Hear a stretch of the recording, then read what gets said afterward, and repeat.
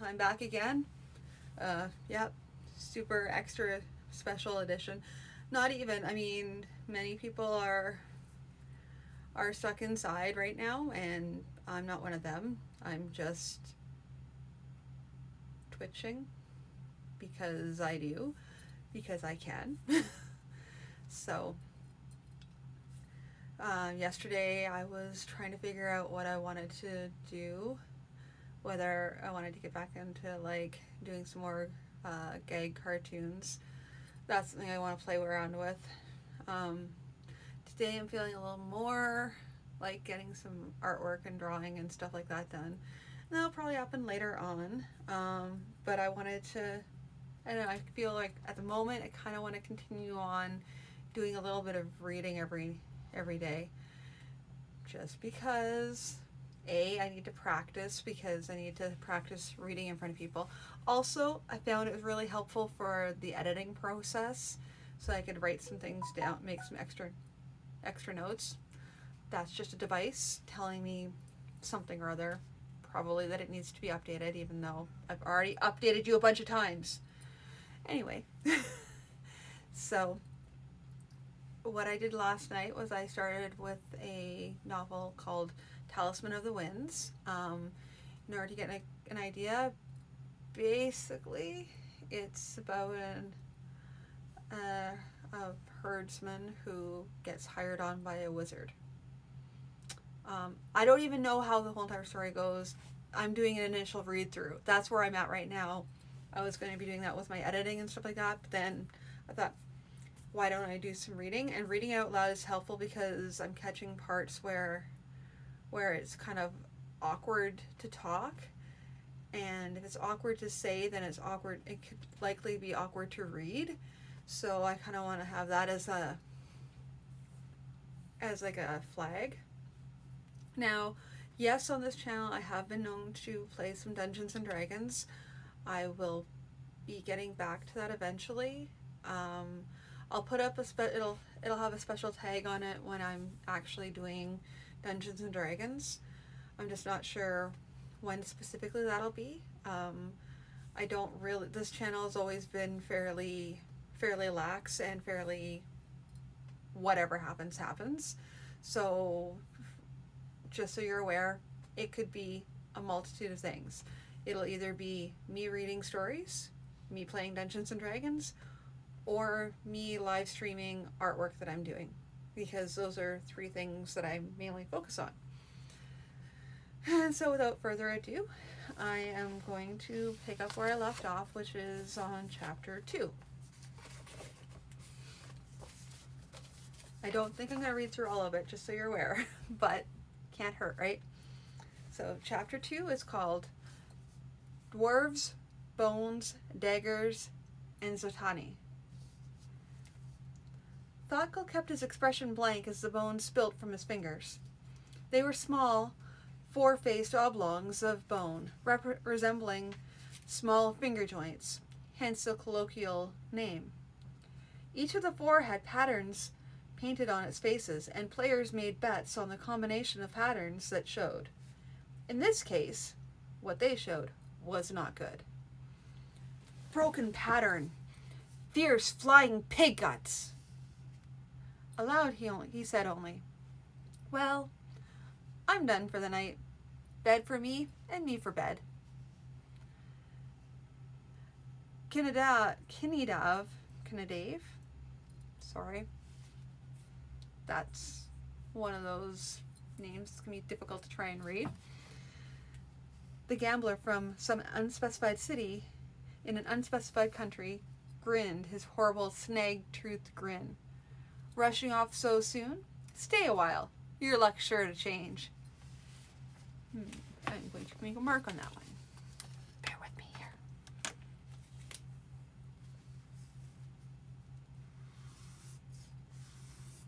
Change? The way things are going, the only change I could expect is from bad luck to worse. He'd learned long ago that you made no friends griping about your bad luck, even when, as tonight, the dwarves had pretty well nipped your fingers to the bone. Rosario's silver piece, or at least the coppers that had replaced it, was gone, along with a bit more than he could afford to lose. It would be thin meals for him for the next day, and the worse the day after if he couldn't find a hire. He looked around the inn's common room. It was low, lit with torches, whose smoke mostly went out the smoke hole in the roof, leaving a slight haze over the whole room. Rough wood walls, rough wood furniture, rough wine, and rough clientele to match. Many people still remained, even this late at night, most somewhat more than 2/3 drunk and making up with volume for the facts and logic their opinions lacked. The wine that had accompanied the gambling pushed him out into the alley to relieve himself. Nor was he alone at this time of night. There was constant traffic back and forth to the alley. The invalid with the crutch under his right arm, considering all day's doings, caught his eye. He immediately saw that it was a different invalid, different size, different dress, different crutch, if it came to that. He was taking quite a risk, too. Men in such state as this lot in this alley could be as the lot in this alley could be as bad or worse than the Zotani band. And Wardesh, guard and guide, thought Gull wasn't going to jump in to the rescue again. The invalid moved lithely for a man on a crutch, slipping smoothly between the drunks and semi-drunks, with never a jostled elbow. This nimbleness was just impressing itself on Thoughtgul's wine-fogged mind when the cripple twisted at the hand grip of his crutch, and a dagger was in his hand. With no lameness at all, he lunged at Thoughtgul.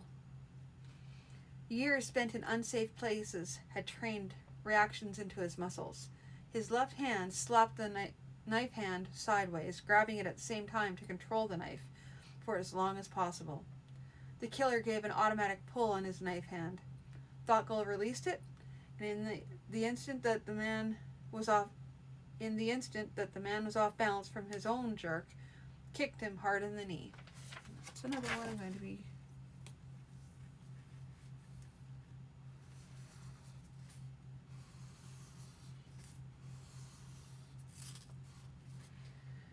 As the knee collapsed, Thoughtgul struck a hammer blow with the bottom of his fist at the man's temple, dropping him in his tracks. Thoughtgul flung himself on the man, pulling the knife from his hand and putting it in the attacker's own throat, managing as much by luck or anything else to do so without getting blood all over. He wiped a bloody hand on a clean part of the dead man's tunic, then stood. Not everyone in the alley had noticed the attack, and in this quarter, few people would pay attention to it. He wondered, walking back inside, who was behind this attempt on his life. There were people in the city who would knife you for less than he had in his wallet, but this was not the quarter they usually worked in. They also usually picked people who were drunker or further from their usual habitats. Further, this man had not seemed like that sort at all. More like the sort who had already been paid and tracked Thoughtgul to this alley to kill him. But who had hired him? Zotani don't hire their killing done. It's a clan pride thing with them, and they go to great lengths to make sure it's the Zotani on the knife. And he turned Rosario down. Surely Naresh IV wouldn't have everyone killed who had talked to the thwart wizard.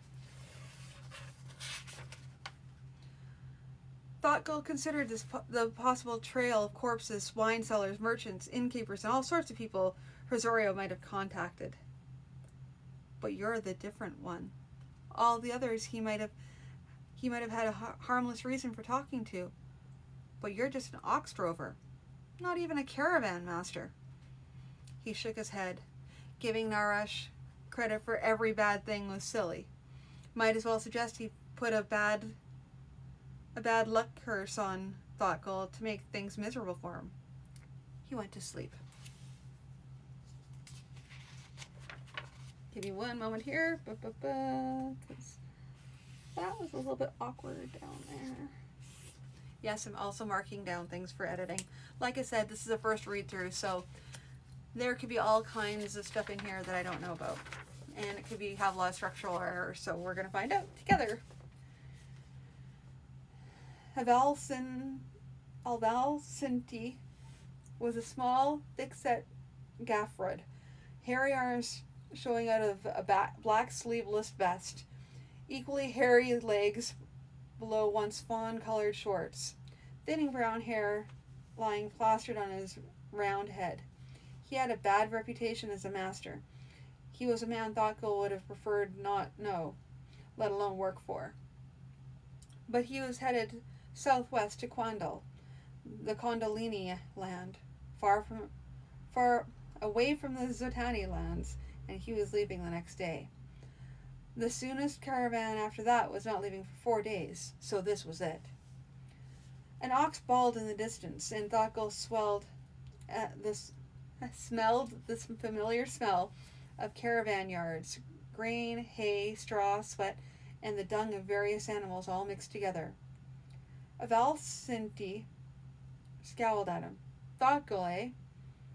You've got a reputation as a fighter. Nobody will say I caused trouble on the trail. In towns I defend myself as anyone would, and if bandits attack, I don't lie under a cart hoping for someone to save me. Huh. All right then.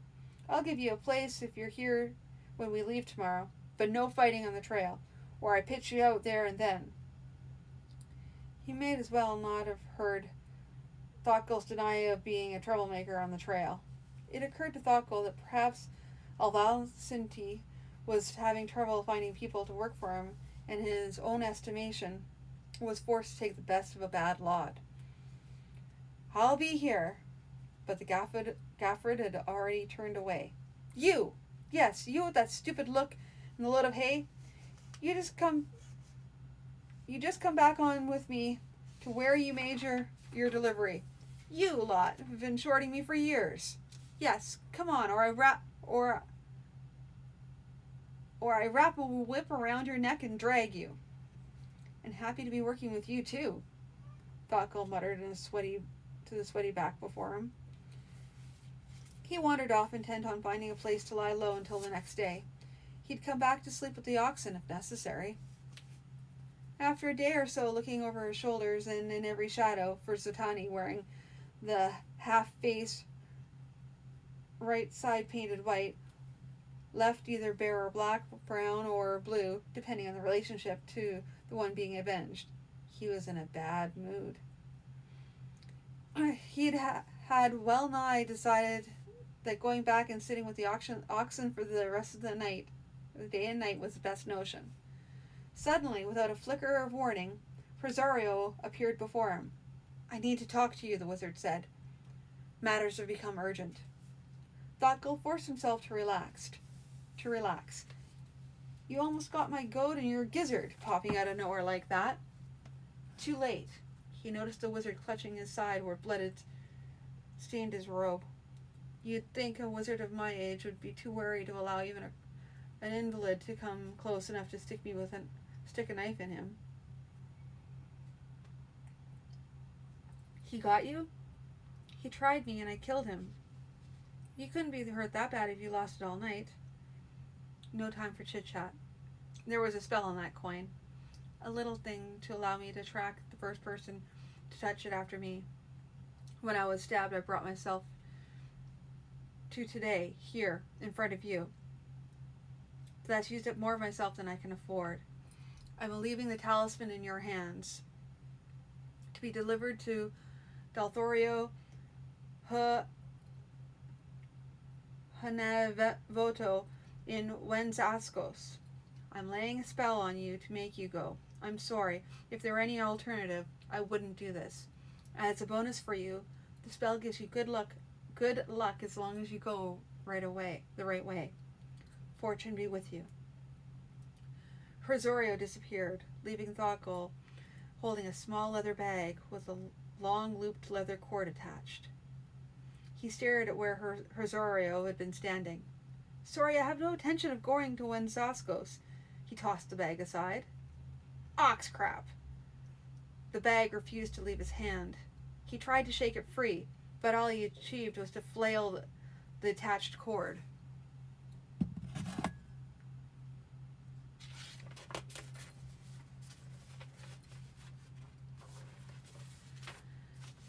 This is going to stick in my right hand, and I am in trouble.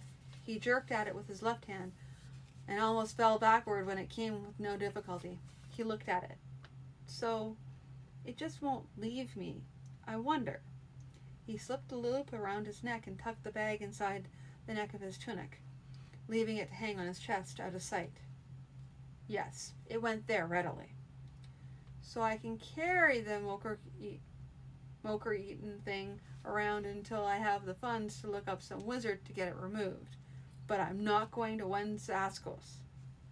He looked around, half expecting to hear some ominous noise or see a vision, but there was nothing. Valsinti lived up to his reputation. He rode Thotgal a little harder than he rode anyone else, chewing him out for things that were not an ox drover's work. Thotgal had a feeling the only reason he didn't receive the master's ire more often was that the man felt it only fair to spread his nastiness over the whole train. The food was poor, the bread was hard, the stew that came with it watery and over-seasoned, probably trying to disguise the fact that the 2 old ox ears used for stock were rotten. They were moving away from Zotani lands, though, and not towards Wensaskos, and Thotgal figured he could hold on until they reached their destination, where he'd see if he could find someone else reasonable to work for.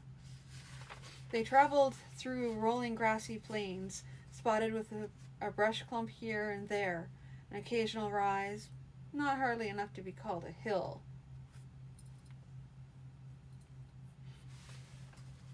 Midway during the next day, his normally sure feet failed him, and he stepped on a rounded pebble he was sure hadn't been there an instant ago.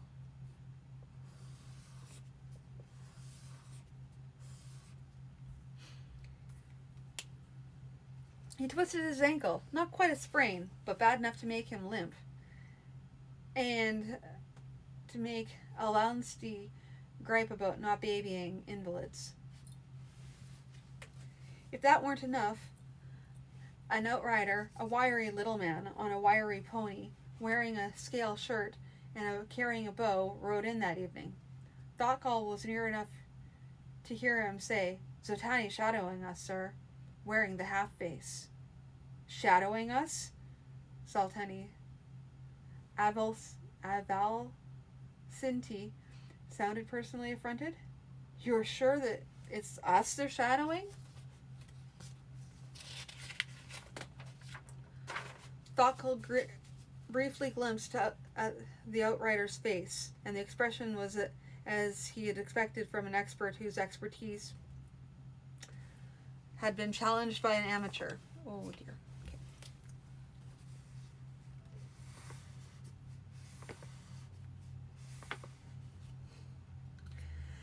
Yes, sir, it's us, he said in an expressionless voice, leading Thotgal to suspect that he wasn't the only one with the train on sufferance. Thotgal knew it would be too great a coincidence for Zotani to be after someone else in the train. That meant he hadn't gotten away as unnoticed as he'd hoped. It also meant that some night along the way, they'd try for him. They might try and slip inside the guards and look for him. Or, depending on their numbers, they might make a sudden raid on the train. The thing that griped his guts was, should he tell the master that it was he the Zotani were after? Not doing so was leaving them fighting in the dark. But he was almost certain what Avalsinti would do. He was still undecided when Avalsinti called the whole group, who save those on guard duty, and said, "We've got Zotani following us, all painted up like they do. Means they're after somebody in this train. Which one of you is it?" His eyes fell upon Thoughtful. You, invalid, you seem awfully nervous, anxious to get out of Saragosse. They after you? Faced with a direct demand like that, Thoughtful found himself at a loss for any answer that wouldn't quite be a lie, but might mislead sufficiently. With the train, he was in trouble. Alone, he was pretty much dead. All he could find to say was, I had a bit of trouble with some Zetani back in Saragosse. Ha! And you want to bring your trouble on me? He turned to a guard. Run this fellow out of the camp. If he gives you any trouble, spear him in the leg and leave him for those horse humpers to find. The guard advanced on him, and the other men pulled away from him as from someone suffered from a loathsome disease. It didn't take much weighing to see what his best chances were. With one leg lame, it was as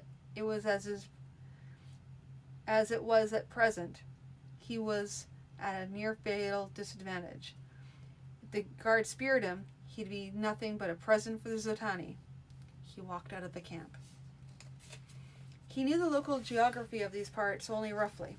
He could head for the coast, maybe hope for a boat, but with nothing in his pocket, how would he pay his way?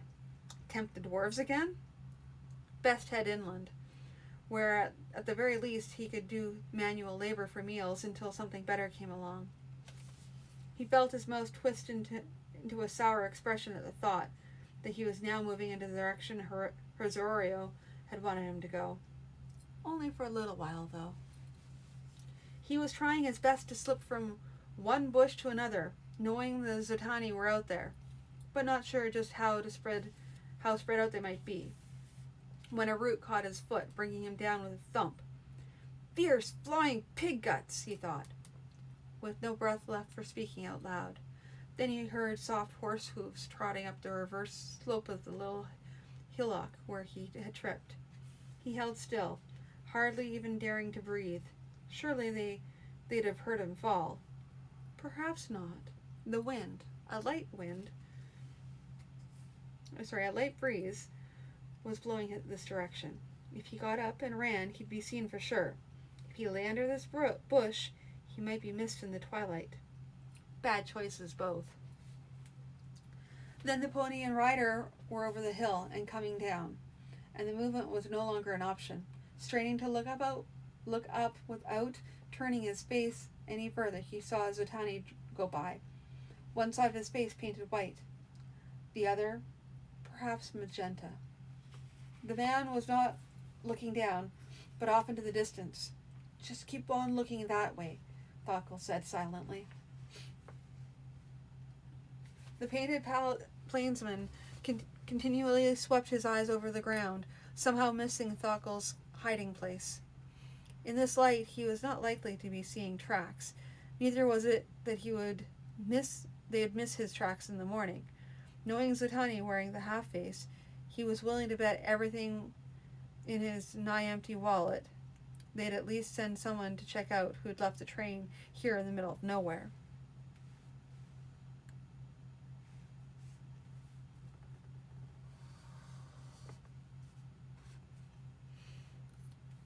He waited until he was sure that Zetani had gone well beyond earshot, then got up carefully and continued to move in the direction he had been going. This time he went cautiously, moving from one bit of cover to another, stepping as quiet as he knew how, his ox goad in his hand. The way he'd figured it, he'd be best to keep on going through the night as long as he could, then lie up somewhere during the day, somewhere where he could lose his trail.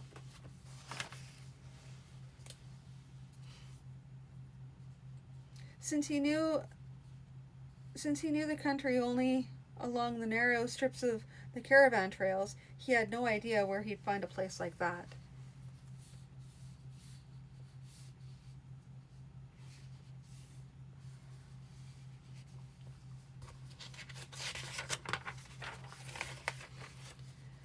He didn't notice the camp until he was in the middle of it.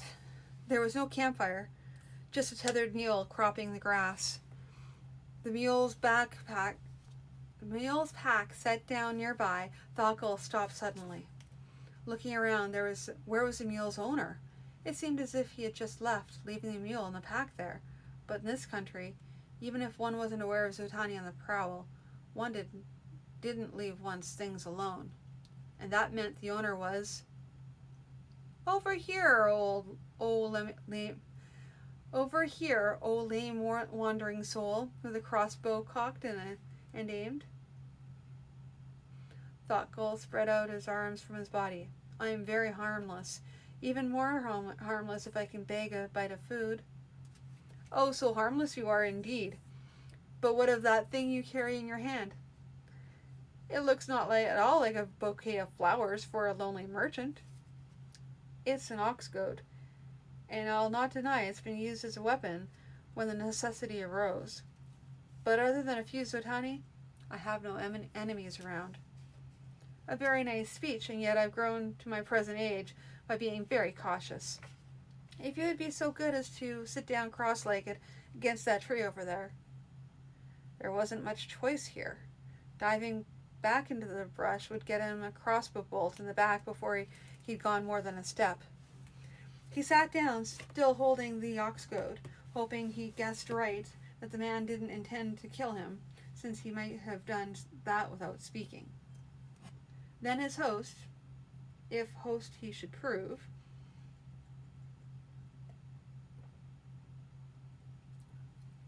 moved into view. It was a little man, with his chin at about Thoughtful's waist, if Thoughtful was standing. He was stocky, though. His shoulders were a little less wide than Thoughtful's, and his shadowed face seemed broad and square.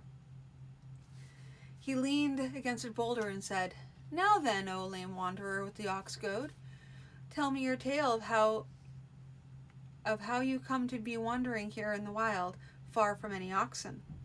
And should your tale amuse me sufficiently, I will not only leave you unpunctured, but feed you as well." So Thoughtful told the tale. I came on 3 Zotani bullying an invalid in an alley in Saragossa, and just took a hand to even things out, ending up killing 2 of them, with the other alive and wanting vengeance. And about that time, the watch showed up. They sent the Zotani off and let me go on the understanding that I pay more than I could afford. That left me with a whole lot of Zotani wearing the half-face for me. So I took a hire with a caravan to get out of town, fast. Unfortunately, the Zotani were following,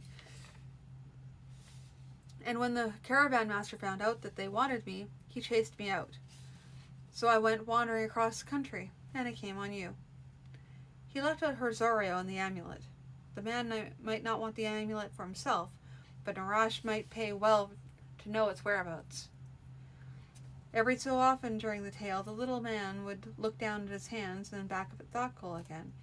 Then, when Thoughtful was done, the little man nodded. I've a magical stone on my wrist here, which glows when someone is lying. A very handy device, in some situations. Of course, when a person is talking of themselves, the ring will glow frequently, for what a person can speak of themselves and their doings without occasionally making themselves a little bit better than they are. This being so, one has then to fall back on one's own feeling regarding the story and the storyteller. Is he likely to rise in the night and ram that sharp ox goad through one's brisket? And since I have not revealed my protective devices, I feel, all in all, I can safely trust you. Come over here, I will give you a bite to eat and something to drink. My name, by the way, is Shapakalish, and I am Thoughtful of Patanji. Thoughtful got up carefully, and giving the matter careful consideration, left the ox goad where he had been seated. Shapakalish, oh my goodness, I'm sorry. Shapakalish gave him some dried beef and a biscuit, along with a good-sized cup of water. Thank you very much. The little man nodded his head. You're quite welcome. There are those of philosophical bent who say that good manners is a mark of civilization. Those of us who wander from place to place, however, will say that manners depend on the neighborhood. Good manners in Saragossa, for instance, is very different from good manners among Zotani, though your experiences with them tend to make you wish to deny that they have anything that could equate to manners. Thakkel shrugged. Perhaps the difference is that they feel their manners and customs should be automatically accepted wherever they are. And yet no one else in Saragossa came to the invalid man's aid. Would not this mean that Saragossa, Zotani manners and customs in Saragossa, Zotani manners and customs are allowed?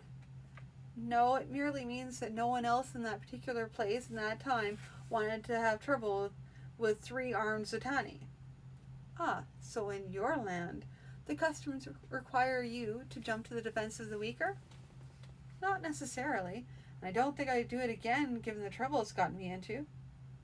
So then you have been in the wrong, interfering with the Zotani and their amusements when no one in that part of Saragossa is willing to do so? When admittedly not everyone in your own country would do so? Which means that, even by your definition, you are unmannerly? Which means that you are one of those philosophical persons who can turn and twist one's words to make them mean what you wish, said Thakkel, chuckling.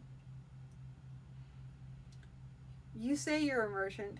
If this is the way you talk to your customers, I wonder you do not starve.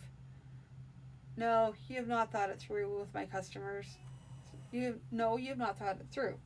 With my customers, I merely convince them that they really need what I am selling, and do not let that convince you that I sell worthless merchandise. For sure, some there are who will complain of what I have sold them, but there are those who will complain that Zarad sends the rain to water their crops and the sun to make them grow. Thakkel sighed.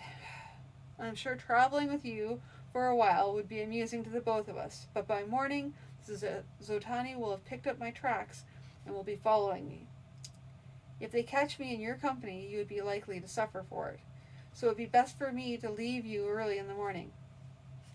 It isn't right that my trouble should wear off on you. The little man chuckled. How is it do you think that I've managed to travel so far by myself without being attacked by bandits or the like? I travel by the hidden ways. Hidden ways? I've never heard of the hidden ways. Of course not. If everyone knew them, they would not long be hidden, now would they? They have their own dangers, of course, but they are safer in general. Zotani will not track you through them. Thakkel was not completely convinced, but he told himself that, if necessary, he could strike out across the country tomorrow on his own. Right then, I will travel with you tomorrow for a while at least. In the morning, after waking up from dreams that disappeared, leaving only a brief sense of peace, he could hear the little man talking. Now, I know the pack irks you, but it's not in the nature of things that beasts shall bear the burdens for people. And for sure, the pack is nowhere near so heavy as you would have me believe. Come now, or I shall very philosophically break a stick across your hindquarters.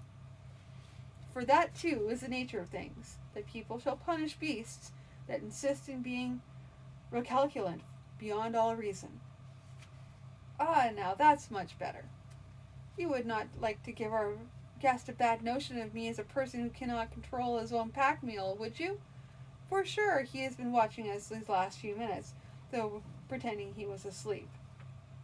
Thakkel sat up and smiled, noticing that his blanket smelled somewhat of mule. If you'd given me a poke in the ribs, I'd have been willing to help you with the animal. Shapak Elish glanced over at the mule, who was now grazing again, waiting for the command to start moving. No, there was no help needed there. This mule is a very philosophical creature and requires a philosophical discussion before going to work in the morning. Now about yourself. Are you ready to move? I'd like to get a good start without rushing us. In the light, Thockel could get a better view of the little man. He was indeed broad and well-muscled, with a round, flat face and snub nose, wearing a leather tunic and trousers suitable for traveling, and a leather cap embroidered with flowers. I can be ready in a moment. Very good. Do so then, and we'll have a little bite while traveling. Thockel was just tucking his blanket into the ropes on the mule's pack when Shpakalish called to him. Quick, lad, I hear hoofbeats. I think it may well be your old acquaintances, the Zidhani. Faces freshly painted and looking for someone to stick a knife into. Fierce flying pig guts. Look, I'll go on. No reason they should stop for you. No, young fool. Just step around this boulder after me. We will be on the hidden ways. Come on, follow. So he followed the mule around the border into the strangeness. Dun dun dun. And that is this chapter for the evening. So I will probably be doing this off and on again. Just pop in. I'll be probably trying to read. I'm going to try and read one chapter per night because it helps me. Because like I said, I have highlighter. I want to get to parts that are difficult for me to say, and not because my tongue is tied, but because it sounds weird or wrong or whatever. I pull that out. They say it's actually really helpful for editing. So you get to hear a story and I get to edit, and everything works out well. Until I come to a snag in the story where there's some sort of weird plot hole, I will warn you of that because this is, in my eyes, basically a first draft. I know that it got sent off to publishers, but it still could have needed a lot of heavy polishing. He sent off other manuscripts that definitely needed to be worked much more thoroughly and needed some very strong structural editing. So we'll see where it goes.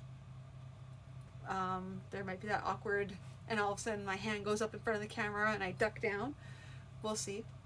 If that happens, then there was a massive plot hole or something horrible. As you can see in this story, I use the word invalid a lot. It's a placeholder word right now because everywhere in here he uses the word cripple.